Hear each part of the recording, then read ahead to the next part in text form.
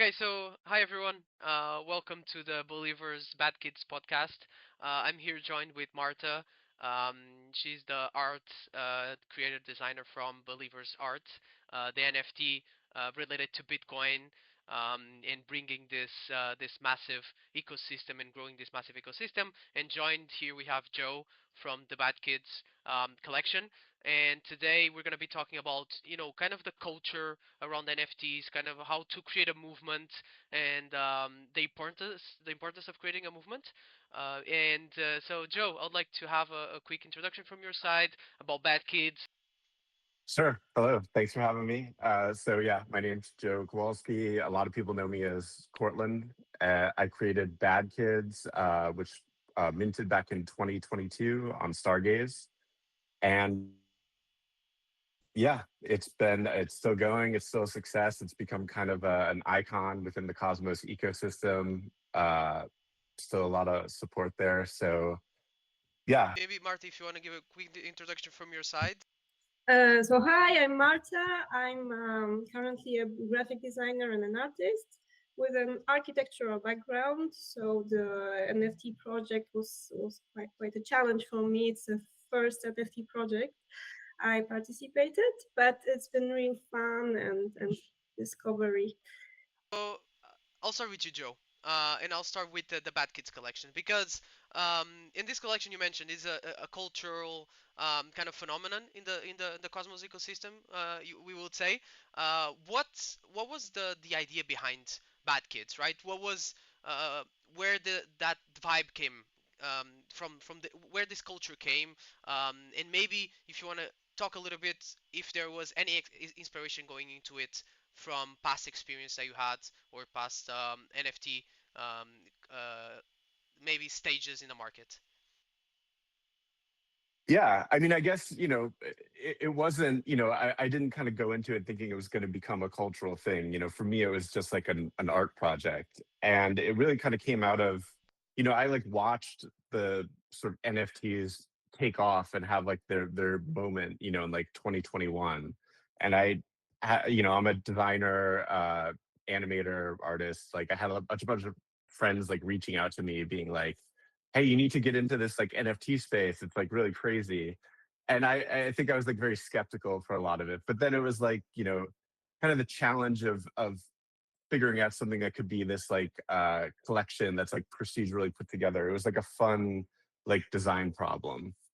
And and I don't know, I mean, I started like looking at NFTs and sort of just kind of trying to gauge like what was out there and like a lot of the ideas for Bad Kids kind of came from seeing what else was happening in the marketplace, like seeing stuff like Bored Apes, where supposedly you were like cool if you had one, but then you'd see people on Twitter like having a meltdown because their wallet got hacked and calling on the FBI to save their ape. So it was I kind of wanted to make a collection that was it seemed like it wasn't valuable at all. And what's less valuable than like children's artwork? Something that, and also it doesn't make you cool to have that. So it felt like it was kind of, I wanted to kind of play with the things that people saw as being valuable in NFTs and kind of try to flip them. That bad attitudes that the kind of the collection art has or the culture that it has or like the rebellious feeling, was that something that you initially envisioned? Was this from your side? Was this more from the community that created that? What would you say here? It's half and half. I mean, I think I wanted to create something that wasn't going to look like some corporate NFT. Something that was like kind of counterculture and kind of weird and unique. And also, I wasn't promising anything. There's like no utility. Like I was very upfront about that. Like you should just buy it if you like the art, and the art is very bad. So know what you're getting into. And I think as a result of that, the people that liked the sound of that and thought that was funny, if you kind of got the joke, that kind of you were a certain type of person. And there are some people that are like, this is stupid. This is a dumb community. Like I was never going to win those people over. So I think the people that align themselves with bad kids kind of brought a certain attitude with them, and then that kind of helped you develop like the kind of culture of bad kids. Interesting. So um what do you think actually makes a kind of a cultural act item or this kind of culture stick? For example, we can talk about previous NFT collections like the CryptoPunks. That was kind of well, that kind of has an historical status, right? So and then we have stuff like Pudgy Penguins, which has a big IP. It has a big brand, right?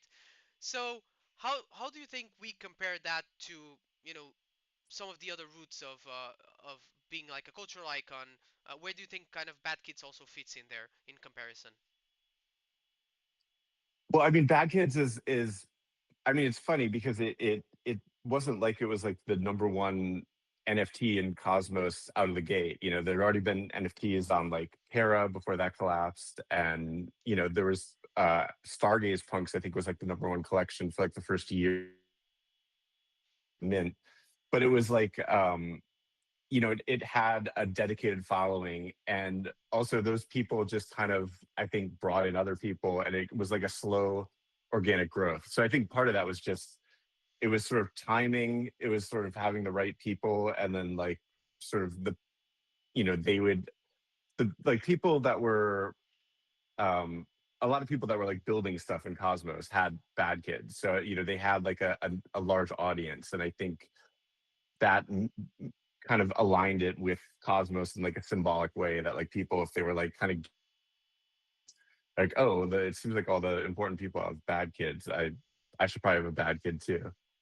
Yeah, actually, that follows up a good question, which is, um, do you think that people that acquire these NFTs, these collections, they're kind of wanting the status, or do you think like this that the culture that is created around it, or the mission that is created around it, is interesting enough so they want to participate? Time. It's definitely both. I mean, I think to some degree, it's wanting to be part of a community, part of the culture. But it's also, kind of like fashion. Like fashion has trends, and sometimes something is like, the hot new thing the hot item that everyone has, and like in the crypto space, for people that are mostly online, NFT is often become that kind of fashion thing. Yeah, yeah, I think that's also correct. Um, yeah, I think also I want to go back here or go into the Believers NFT collection because what we're doing at Native is something a little bit it's technical. It's an infrastructure is basically Bitcoin and bringing Bitcoin into DeFi, and we have a very big mission to enable and to make Bitcoin more capital efficient. So we were thinking, how do we turn this into a movement, into a community kind of cultural collection that can make that possible? And how do we enable the users to be invested into something like native and to be invested into a mission? And that's why we created Believers. And we think that it kind of needed a soul per se for this movement to happen. So that's where the Believers came from. And I guess Marta, you had the kind of the power, I would say, for the art. Talk me a little bit about what inspired you, um, what was interesting for you, because I know this is also your first kind of tapping into the NFT ecosystem. So talk me a little bit about that experience. Of course, so for me, because it was first NFT project, so I had to study all of the existing NFT. I was inspired by a lot of different NFT. I have to say I'm a big fan of Bad Kids. I think they're really cool, and as you said, I think what it makes it really, really, I don't know, it's something new. It's something no one did before what you did, and that's why I think the value of it is so unique. And what is different for Believers, that because you started with art, you started with that idea of image, but for me, the thing which was different is that Believers, like Native, they have already their community, their values, they had all that idea of bees, and I had to find an idea to show it with art. So it was quite a different challenge because I'm not beginning with the same, you know, it's from the other side, because yeah, we needed to show that values, of native, because native basically it's, it's all about Bitcoin access, about community, and the bees, the swarm represents it. So we worked a lot with bees, with like very simple ideas, with emotions, because we wanted people to be attached with it. But I also had to let go a little bit, like my artistic ego, not to make like, pretty art, but I tried to come up with some idea which is not like, pretty image which is everywhere. So we try to also to come up with something new. I know it's not, that's great movement as bad kids, but we try. Right. And Sai. I think Sai. that believers have that a little innovation, that it's, we came up with that idea of very synthesized beats, popping from different edges, referring to cultures, having different emotions. So it's all about culture. And I had some comments that, oh, okay, they don't represent very artistic value. And I try to explain to people, yeah, exactly. And it's not the point, because I can make art, which is like, looks pretty and all, but it's all about movement, as you said. It's all about idea and that people can identify with something. Yeah, I Mm. think one thing that you mentioned is you had the job kind of to take the concepts that we're building at Native into something that has emotion, or turning into something with an emotion. So that's why the bees were chosen. That's why this whole aesthetic that you chose and we chose together also made sense for pursuing the movement of believers and the movement of Bitcoin and believing in Bitcoin. So you also mentioned about Bad Kids, and that you're very you like the Bad Kid collection, and you also understand the vision. So my question is, do you think with all the, I guess, the study that you have done into the NFT market, into the Bad Kids, do you think there's um, certain things that we can apply to the Believers mission and to the Believers collection, into the culture, taken from, for example, Bad Kids, taking inspiration from them, what they did well, and how we can apply this to our collection? So yeah, what inspired me the most was that getting rid of that, you know, artistic, how to explain, like aesthetical thing. Like get rid of aesthetic, focus on the vision and what you want to express with it, and how to create community with an image which is not around the image but about the values, about the idea. And I think this is what makes it great. And Joe, I guess from your perspective, um, what are your overall thoughts on some of the choices that you made for the NFT collection that could be applied to other NFTs out there? What do you think that some NFTs try to do, maybe not that well, that you think would be well applied from your perspective? Hmm, that's a tough one because Marta, I don't like envy you having to kind of try to take an existing community and like create something for them. Like that's really tough because like everyone is always going to see whatever community they're part of. Everyone has their own perspective, and there's no way to like make everyone happy. So that's tough. I mean, I think what worked well for Bad Kids was just I mean, I think one of the things that I really kind of turned me off to like a lot of other NFT projects is they would overpromise a lot, and they would say like your NFT will be in like the metaverse and you'll be able to use it in the metaverse, and we have a game coming out and all this other stuff. And it's like the more you promise, like the less you're probably going to be able to deliver. So I think kind of either promising nothing or just making small, kind of simple promises. And like I after Bad Kids had been around for like a year, I airdropped like a collection called Bit Kids that was like a pixel art reinterpretation of Bad Kids, and everyone got like a Bit Kid that corresponded to their Bad Kid just dropped in their wallet. And like I didn't say anything beforehand; it just happened one day. Was I've sales or activity, it just kind of came out of nowhere. And to me, it's like doing something that's kind of like surprising. That's like nice, like giving someone something when they didn't expect something.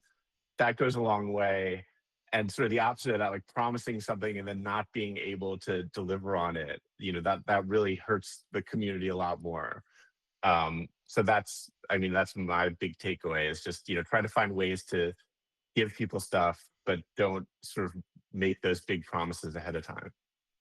I think that makes sense, and also goes into kind of the next question, which is, you talked about the bad kids culture, and for the believers, our culture is kind of the idea here is that you're kind of being true to the Bitcoin ethos, right?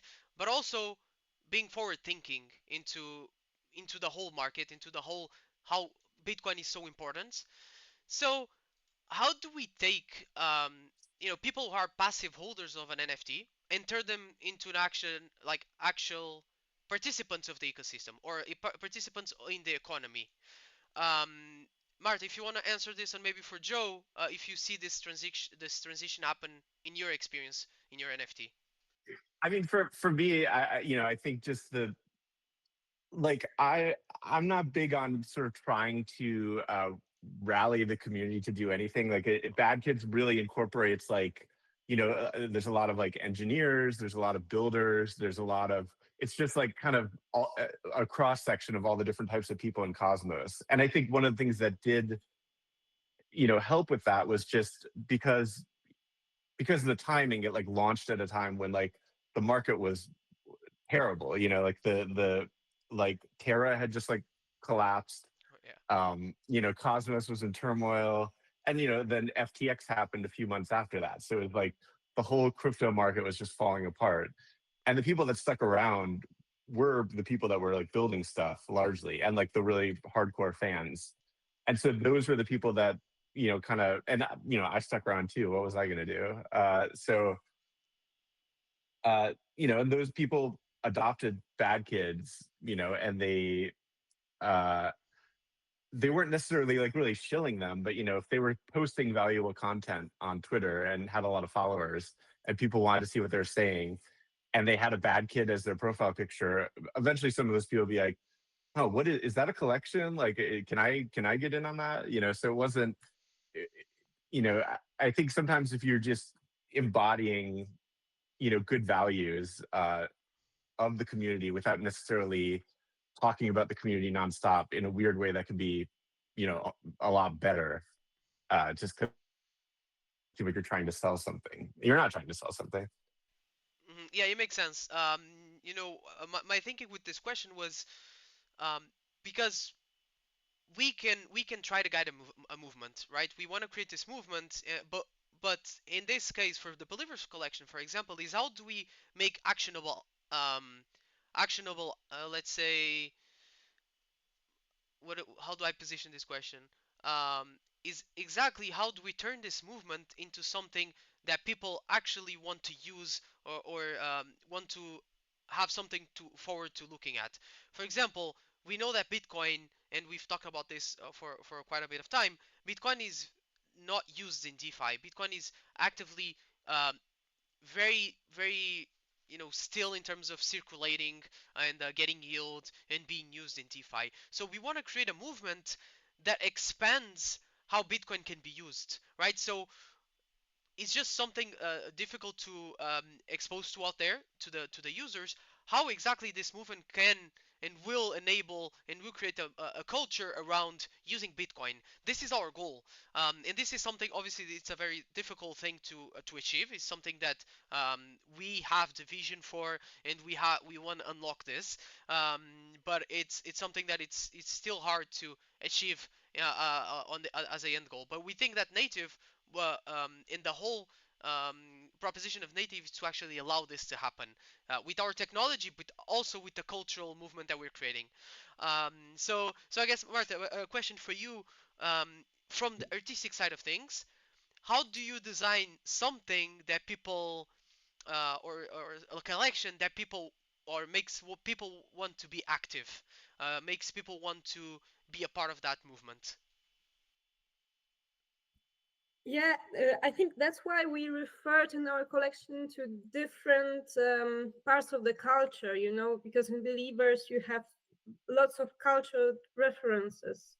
Like we had Minecraft family, we had lots of, we have Smurfs, we have, the little things that we people are attached to. So yeah, we have a lot of that. But as you said, it's completely different idea because it's a project made for it's an NFT made for an existing project. It's not at all the same thing as bad because Bad Kids is a movement around the NFT, but native is not as Shiva said once. Native is not an NFT project. This is something added. So Yeah, it's more to support native project actually. exactly. That's something I like to say as well. And you can think of the NFT itself is a part of the movement that we're creating. It's not the let's call it the only thing that you can that you can acquire to be part of the movement. There's other ways that you can be part of the movement, and but NFT is kind of one of the centers of that movement. So I think that's well said by Shiva. So I want to touch on kind of a last trend before we close out. I want to talk about the digital format, let's call it, the physical presence. So we are exploring, and Marta, I'll let you talk a little bit about that. We're exploring some potential physical, and we already have a physical kind of way into the Believers collection. You want to tap a little bit into what we created for the community, for the physical art, and how we're looking into the future. How can this be maybe across some art expositions out there? So yeah, we began that project of 21 believers that can be a physical version. It's like large acrylic paintings, and we already began some. We had some customers that were interested, and soon we'll be taking part in Mejev Digital Art Exposition. So yeah, also to make it more common, also here in the region in Switzerland, to talk more about the project. Why? I guess the question here is, what does it mean to actually have this digital native movement occupy space in a kind of a physical environment, that we, for example, have? Why is what is the main what is the main advantage? What is the main idea behind that? Is it to showcase the art? Is it to showcase the movement? What is your opinion about this? So yeah, it's something extra. It's a very limited option. And a bit old school because now you own digital art, it all goes elsewhere. We try to digitalize art, and here we propose something yeah, completely different. We want to make the physical paintings because actually I'm a painter basically. That's why I proposed that. And the customers that have the NFTs have possibility to buy an art which represents their NFT, but more in like an artistic way, where you add some textures. And yeah, here you can talk about some painting styles, and you can have it at home, you can expose it. Yeah, and we will be exposing it soon. So yeah, it's completely different to bring it to art galleries. And How was the process of painting these NFTs? Was it interesting from your perspective? Because there's many different types of NFTs, and many different types of the art. How was that process? you mean of painting or Yes, yes. painting part?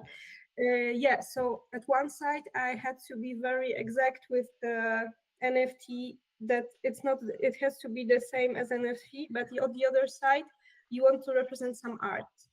So you can't change it completely, but make it, from the same basic image. That's why I was projecting actually the images, and then I was adding some artistic parts. That's yeah, it looks interesting. Like for example, we had one client from England, which was a big fan of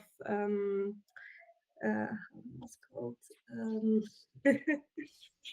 I forgot the painter's name, but he had some favorite painter, and he wanted to make it in this style, and and Oh, I very could interesting. I could explore that painting style and apply it, and still be exact with the NFT. So at the same time, you need to do the both things. That's very Yeah. interesting. That's very interesting. Applying some different styles uh, of um, of painting to the NFTs could be a very interesting way to display believers or other collections as well. And Joe, I guess for you, what is your thoughts on digital art? Have you had any considerations for bad kids? We've seen from I think the latest years, we haven't seen a big focus on digital art. Initially, when the NFT, the first NFT kind of space blew up, we saw a lot of art expositions around the world. So, what are your overall thoughts, and have you ever considered something like that for bad kids? I mean, it's I mean, it's tricky because like there've been, in the past, like at some of the bad kids parties, like I would bring like crayons and like, paper, and like anyone that wanted a physical version of their bad kid, like I would draw it for them. And which was like fun. People are like, "Oh wow, I can't believe we're like making you like work at your party." But it's like, no, this is fun. This is like what I want to be doing at my party. Um, so I mean, stuff like that is fun.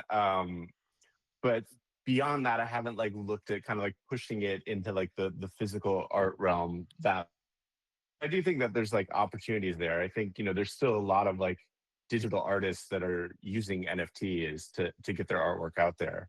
So, I think it's, I don't know. I think there's always going to be like potential there. And my question again for you, Joe, and I'll get for Marta as well. Where do you think the space is heading next, in terms of the culture, in terms of the art? Um, where do you want to see the space going?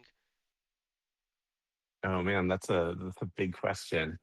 I don't. I'm like it's funny because like right now, Stargate is where Bad Kids launched, is like kind of trying to mount this campaign to move to the hub, just because they're struggling on their own chain. Like the future feels very uncertain right now, Yep. but I think there's always going to be communities of people that are like looking to band together. And I think we're still seeing, even though like NFTs have like gotten a lot more sane in terms of like price and stuff like that compared with several years ago. I think that's like a normal thing. We're still seeing people use them for art. We're still seeing people mint new collections. So I don't think it's going away. I think there's always going to be like potential there, and I'm kind of excited to see where it goes. Like I like that there's still space within crypto for for artists and for like unique like visual representations. um I think that's good. That brings in other kinds of people and other kinds of like thinkers into the space, and that can be super useful. And Marta, for you is like I mentioned at the beginning, Believers was your first NFT project, but you do have a big kind of background in art, in creation. So, what are your thoughts overall about the general NFT space after you kind of learned a little bit about it, and if there's any interest for you in pursuing something in creating digital art?